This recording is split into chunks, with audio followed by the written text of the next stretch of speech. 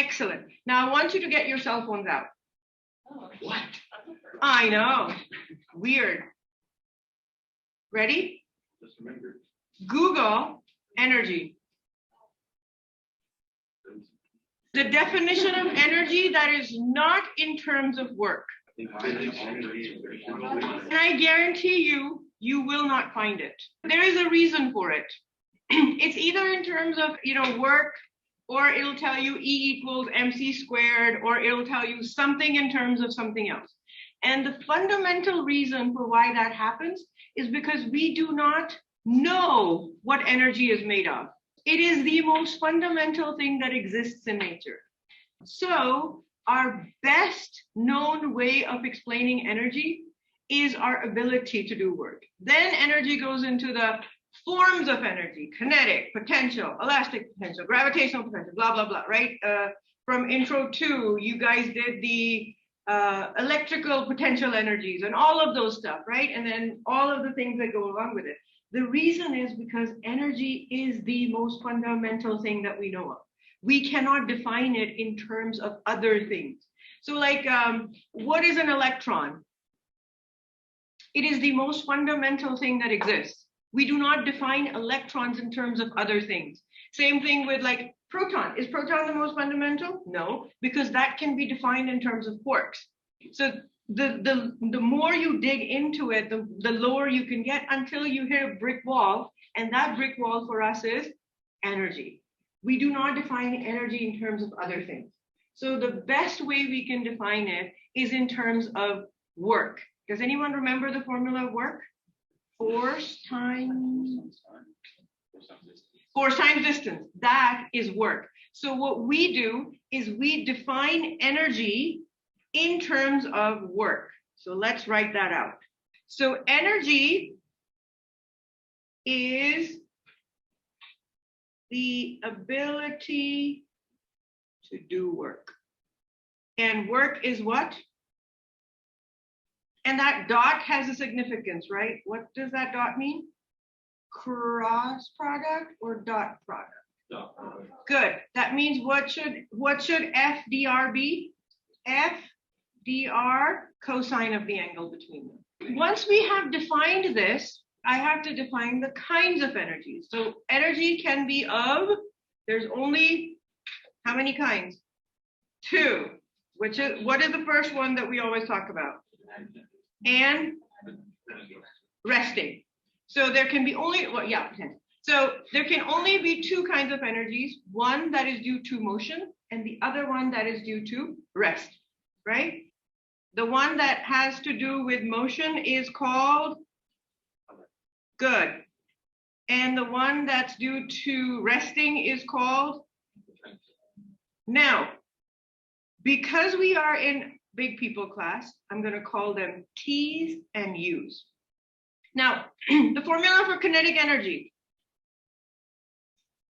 Anyone? Thank you. Where M is the, V is the, or the speed. It is technically the velocity. But can kinetic energy be negative? Why? Because V has a, good. Anything that has a square on it, even if it's a negative, it can't be imaginary. So even if it's negative, it becomes a positive. So kinetic energy can never be a negative number, right? It's always positive, whether it's going this way or that way or whatever way it's going.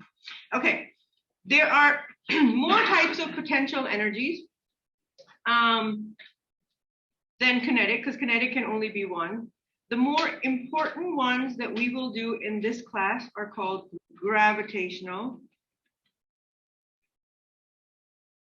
and due to a spring. And that one is called elastic potential energy. Anyone remember the formulas for those 2? Oh, and then there's a third one that's due to Coulomb force. Oh, so gravitational is what? Good. So we are going to, in this class, call it U subscript G,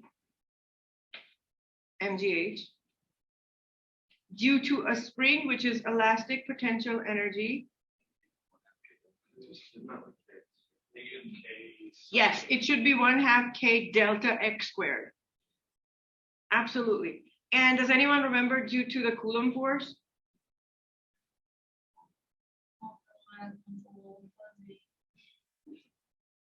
Okay. Also, another thing to define before we move on is called mechanical energy.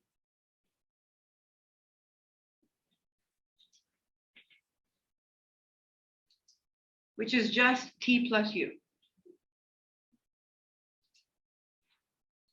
Oh, I messed up. There's also another kind of kinetic energy. Forgot to tell you guys about that one.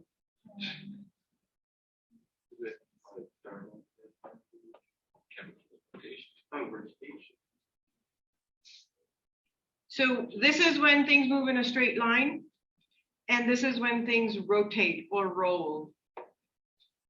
Anyone remember what I was?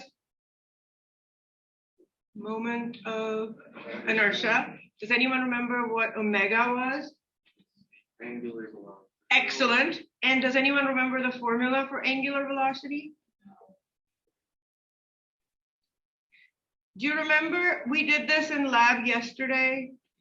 S equals R phi. V equals R omega. It's the derivative of that. And A equals R alpha. All of the terms on the right side are angular. All the terms on the left are linear. That's the relationship between them. Lots of times we put angular and rotational together. Do you guys remember doing the Indiana Jones lab in Independent Thought where we had to, where it rolled and fell, then we had to account for this kinetic energy before we could go on? Yeah, we had to get that car. Yeah, the train, right? We had to save Indiana I Jones. remember everybody getting so hyped about that. We were like, Oh, oh, right, so those are the two kinds of energies. They jumped onto the train. And so got saved. I do. Okay, and then this definition is important. Mechanical energy is T plus U, where T is and U is, got it, right? Anyone remember the units? What are units of force? What is the definition of work? Force times delta X. So what should be the units for work? Yes?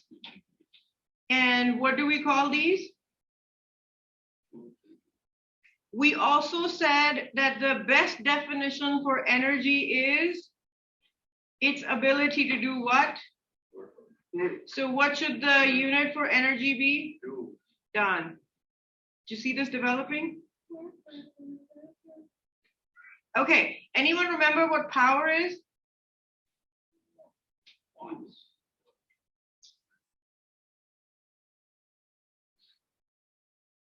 Where W is work, right? So the units for power are joules per second or, okay, so that's the definition of power. Another definition of power that I find very interesting, and we see it sometimes, I'm going to do this. So W is called work. Work is F dot dx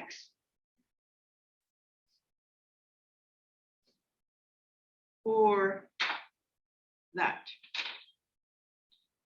Where V is what? Dx over dt. Fascinating, right? So the quicker you need to go, right? What is this equation telling you?